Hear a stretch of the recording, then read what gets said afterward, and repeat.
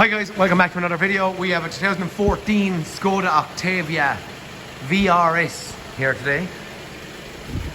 Just a little fast one, little pointers. Go into engine management. Our codes are diagnostic data bus, starter does not turn, data bus, fuel pressure regulator, timing system RPM signal input. Where do you start? There's 5, 6, 8 codes, God knows where to bring you. So what I'm doing, this is in OE, manufacturer specific, so it's in Skoda.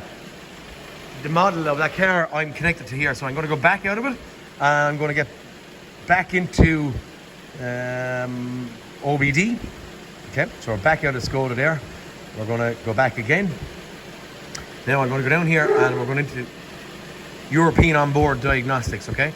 What's happening to this car is intermittently the check engine light is coming on and it's going into limp mode. I drove it last night and I could drive it very hard and it would do nothing. And then all of a sudden, when I was going easy, it started kicking and spluttering and farting.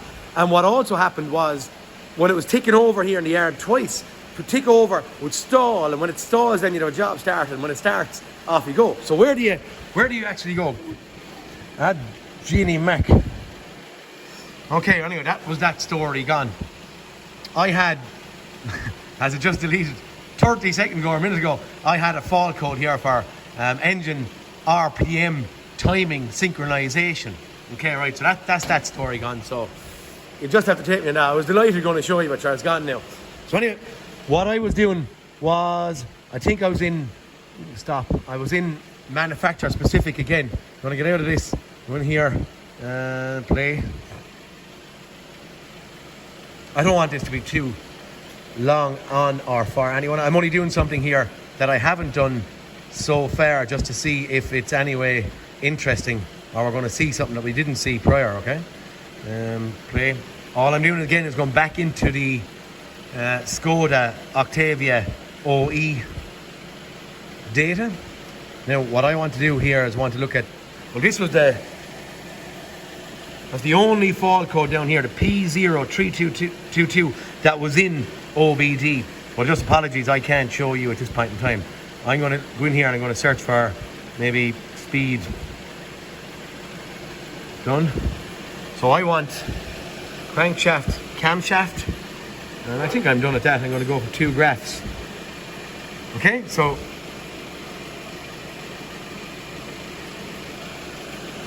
a lot of movement on the graph, but it's not changing a lot in numbers, so it's only just the engine rummaging and plummeting. So you can see it here.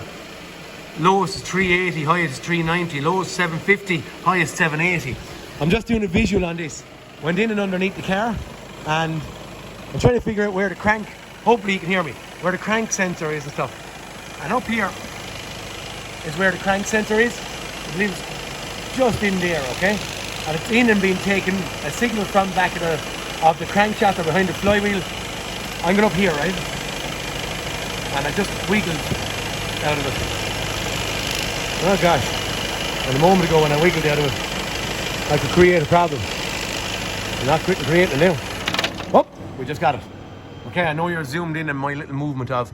So while I was just pushing and wiggling on the crank sensor. Okay, can we pause that? What I'm going to say for me is happening is we lost engine speed there. So the initial drop was from engine speed. Then a little bit after that we lost, well, camshaft, or the engine slowed down because we lost that signal. You can actually see it very vertical, drop straight down. Okay, there was no taper off of the engine speed over time. It was straight vertical down. I'm not going to put a scope on this. I don't have the time, truth be told. I'm just replacing that crank sensor. Now, what I wasn't doing is, maybe it'll be a debate for anyone, was I pulling out of the loom? I've pulled out of the loom and I can't recreate it, but it's actually when I, if you can see it, when I can't rightly show you. My hand is in the way. When I kind of, come on, press on the sensor like that, that's when I'm getting it. So I could have pin fitment. I'm going to suggest no, I'm actually going to go after the sensor and see. Look, I don't know, not and see.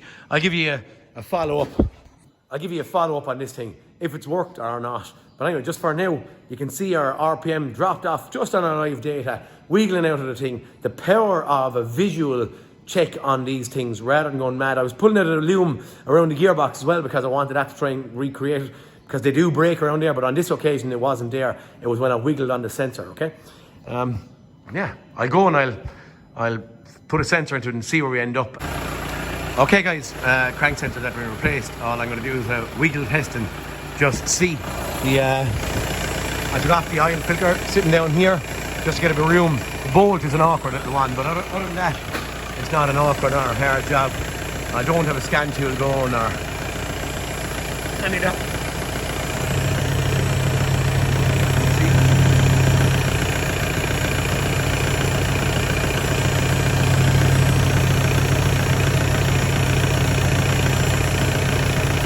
That's all right. Problem's done. I'll give it a drive and just make sure it's alright, okay? Talk to you soon. Okay guys, I've had this Skoda out on the road and all good, doing our job, ticking over here. Where it was actually kicking its heels also was when it was ticking over.